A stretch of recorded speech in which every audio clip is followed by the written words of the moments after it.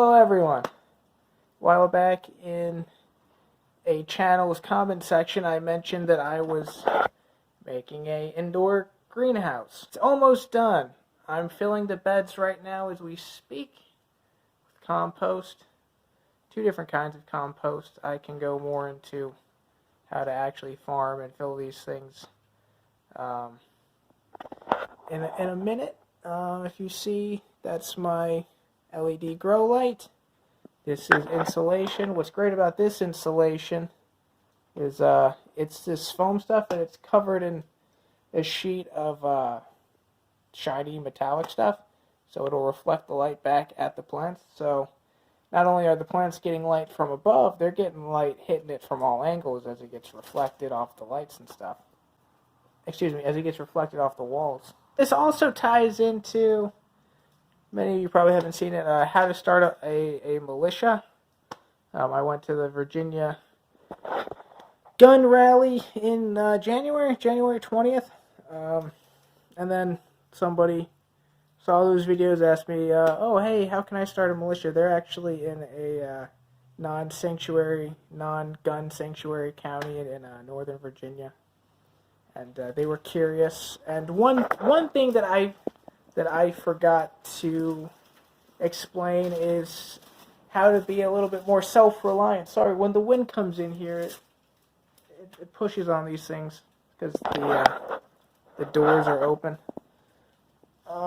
Creates a bit of a draft. They're like breathing. It's crazy. I'm not on acid, but the walls are breathing. One thing, if you want to start a militia, is you need life skills. Learning how to grow stuff. Learning how to be a little more self-reliant. Excuse me, let me turn on the light. It's getting cloudy again. I got the grow light, but I also have this construction light. So I'll turn that on. There were windows in here, but if you haven't noticed, they are covered. See how reflective that is? That's tape. So it's not quite done. There's a couple gaps. I'm still working on it. Like I said, this isn't done. It's almost complete. But you're gonna have to have a source of food. Hunting and gathering that's another skill. But if you have the means to grow food, you're going to have to. What's great about doing it inside here is deer, other animals. I've seen a lot of possums coming out here. This is an important skill to have. It's important to have resources. It's important to know how to farm. You know, in my How to Start a Militia video, I went more into the how to meet, how to publicize yourself, shooting, a lot of, drills, gun drills. I don't know if I said, practice your marksmanship or whatever. But if you can't eat, if you can't nourish yourself, if you're not, if you don't have sustenance in you, all that's going to go out the window. You're going to die of starvation. So what I have are these things. I can show you where I got these things. I didn't make them myself. I was given these. I'm also not paying the electricity bill here. This is an old manufacturing job that I had. It was like a warehouse job. And the woman who rents the place, she rents it all year. She has a business. Several businesses here, and she gets big shipments shipped in these, and sometimes they're broken. I'll show you one that's just, once they get busted, like this one, like it's just completely, it's no good. It's no good anymore. So she had, originally it was 3. Originally I had 3, and I went, oh, okay, I'll use 3. And then over the course of a few months since I've been building this place and doing this, 2 more were a little busted and they became mine. So when they become busted, you put them in here and they are mine. Why this space is empty is it does flood in here, but it's kind of sloped. So it pulls up here. So there's these little holes, if you can see them right there. So when it pulls up, I just take a broom and I sweep it through there so I don't have any standing water. I don't want to breed mosquitoes. I'm not a mosquito farmer. If I get malaria, I will die. I don't want malaria. You want to see the lights?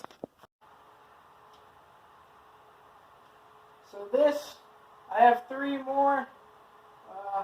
Got these off eBay. I think it was like 2 for $80 or so. I got like 4 for like $150 or something like that.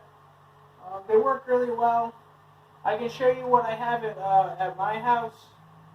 More indoor space. If you have a cramped apartment like I live in, there's no excuse for you to not grow some food even in there. Even if you have, roommates who are like, oh, you're using space. I don't care. I'm going to eat. But what I need to order next is pulley systems.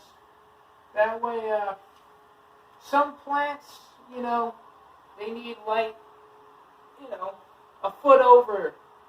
And then as they grow, because I'm doing pepper plants, this isn't really a super self-sustained, I don't have to go to the grocery store anymore farm. This is my job. I grow hot chilies, ghost peppers, scorpions, Carolina Reapers, niche peppers, specialty peppers. I can make more money that way. But yeah, so I still need to order the pulley system, and I'm probably going to put one here, here, there, and there. A good rule of thumb that I heard from a flower shop that I used to go to was about 1,000 watts, I think, covers a 5x5 space, and this space was about 16 by 20 or so, 16 by like 25 maybe. These are 1,200 watt equivalents. The conversion for LED to fluorescent is about 3.5 times. So this is about, the wattage that this takes up is about 450, 500, which is really good. Because I need extension cords to get in here. The shed doesn't have power. I needed to know my wattage output so that I didn't burn out my cords. But I know that if they're up here, just the area of space that the lumens will occupy will grow this entire part of the shed. The other part, I'm still building. I don't have enough insulation for it. But it's also easier if I just insulate this part, get this side set up, start growing in here, making some money, and then I build and I work up to that side. Now, one thing about the lights, when you use LED grow lights like that, it messes with your eyes, just the spectrums of light, it's red light, blue light, and white light. So the wavelength spectrums are different than like sunlight, even though they do the same. Even though they replicate sunlight, it'll mess with your eyes. They're not reading lights. I should have sunglasses when I come in here. If I'm in here for a while, I'll turn the lights off, turn on some fluorescents, do my work, and then while I'm not in here, have them on. But I'll have sunglasses and eye protection. Really, like I mentioned, it's the equivalency. I didn't want to, burn out my extension cords, which is why I went LED. That way they use less wattage, it uses less power. I can get, more light in here, basically. If I was inside and I could just plug them into the wall, I think I would choose fluorescent. That way it just wouldn't mess with my eyes as much. I wouldn't need sunglasses. I wouldn't have to have as much protection for my safety. A good YouTube website that I found while researching grow lights is called Migro. It's called Micro. But basically, it's a channel devoted to testing lights. But, you know, I got my extension cords running out here, down into the ground. I know. I actually picked up this dirt. This was an okay find. Oh, crap. Ants moved in. I got pesticide for them. Yeah, if you don't use it, I picked this up a month and a half ago, maybe 2 months ago, and off Craigslist for free. It's actually an IT school. I dropped out. I actually hated IT, but I would find stuff on free for Craigslist, try and sell it and make some extra cash, right? And I was sitting there, I saw like a classified ad for dirt, and I was like, who the hell gets free dirt off Craigslist? Fast forward 8 months later, I drop out, start a farm, and I'm getting free dirt off Craigslist because I know I can get free dirt off Craigslist, right? Anyway, what we got here, 2 different blends of compost. Now there's this thing when you're filling raised beds, it's called horticulture. I might be butchering the pronunciation, but I'll spell it out. It's called horticulture. And what that is when you fill your bed, you layer it with different materials. The bottom layer is like wood chips, like big blocks of wood, trunks, branches. So you put that at the bottom, then some dirt like that, and maybe like a layer of compost, you know. Get a 50-50 blender if you're using pure compost. Make your own 50-50 blend with that dirt. So far you got wood, dirt, 50-50 compost, topsoil, and if you really want tree bark mulch, basically all mulch is tree bark mulch. But when I went to the place to order my piles, they only delivered in 5-yard increments. A yard is cubic yards. So you had to get 5 for delivery. They were about 5 miles away. And I go there, and I explain what I need, and I explain I'm doing horticulture, and I'm gonna put some wood, and then 50-50 blend, and the guy just goes, I'll save you a step. So this pile, you can see the wood chips in it. They blended up some pine wood. He goes, we got a nice pine wood we can blend into the 50-50 mix, and that's our flour mix. That's something that they normally do because it's very common that people use this method called horticulture. And then this is just pure compost. This is not pure compost, this is their 50-50 mix. This is their compost and dirt. It's really clumpy, got left out in the rain. I'm not thrilled about that, but again, it's not my top layer, so it's not a huge deal. I can break it up in the wheelbarrow and then put it. What's left is getting topsoil, putting topsoil in these things. If I feel inclined to, I'll put some mulch. Also, it's not uncommon for people to put sand in there. I actually might do sand. What sand helps with is gnats. There's these bugs called fungus gnats. If you don't know what a fungus gnat is, they eat tree roots. They live in your soil, they eat roots, so oftentimes if you see like little gnats flying around your plants, they dig into the soil and they eat all your roots up. So one way of preventing that is neem oil. You could buy other oils. Neem oil is very popular. I'm going to have to get some neem oil. And but especially for fungus gnats, it's sand. They don't like to crawl through sand because it scratches them up. They don't like sand. So a lot of times if you see sandy dirt, that's also why pepper plants are good, because they're a tropical plant. A lot of tropical areas, they like warm weather, they like coastal areas because they do well with sandy soil. And I live in North Carolina. Like I said, Raleigh. I live not super close to the beach, but you know, it's a big agriculture state. So I got good dirt, I got good sand, I got everything I need to grow a lot of food.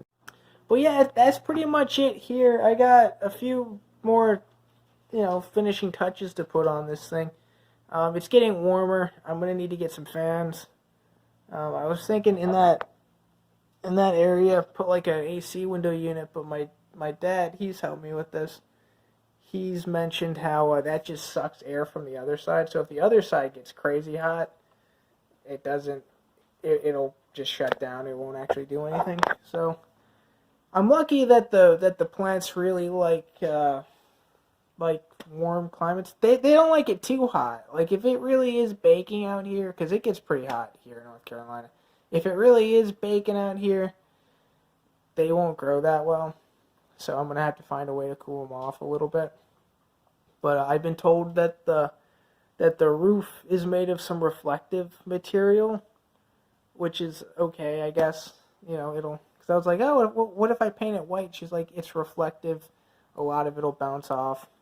But if it's 100 degrees outside, it's hot. It's really hot. So I also need the fans to help pollinate the flowers. It simulates the wind. The wind will blow it around. That's part of getting these things. I can go more into that because I do have flowers. I actually have a couple peppers starting to form at what I have at my house. For the winter time, another reason why I like it in here is for the winter time,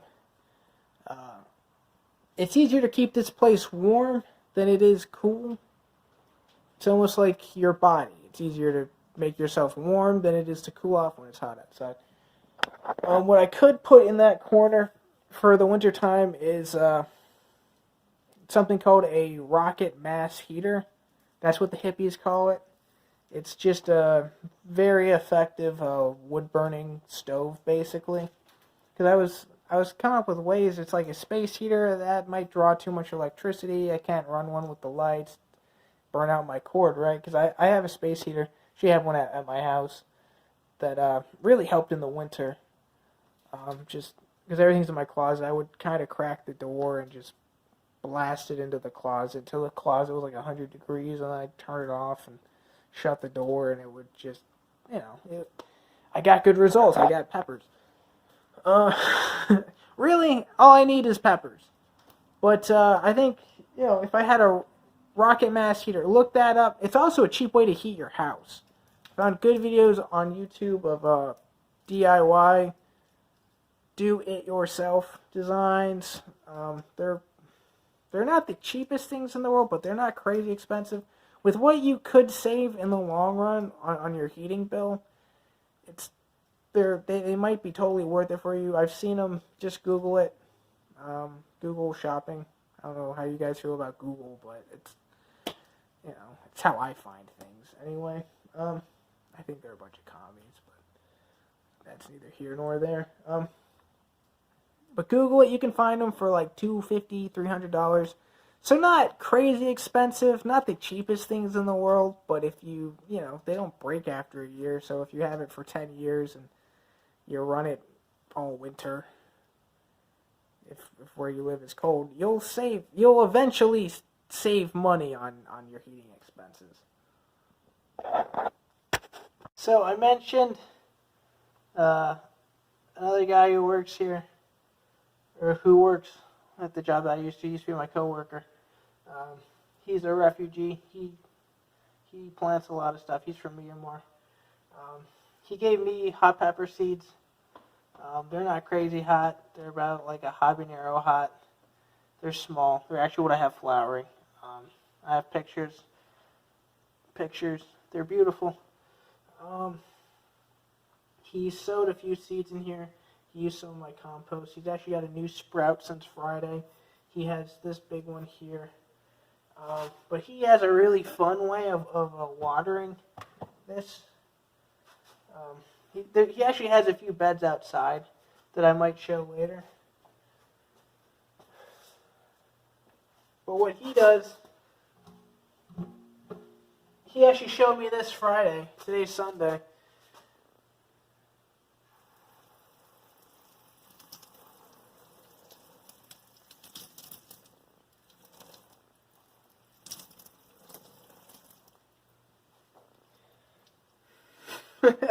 I was like, what? So, So, back at my place. Show you my closet. You can see the glow. This is my space heater. Like I said, I run it. But I got a couple lights.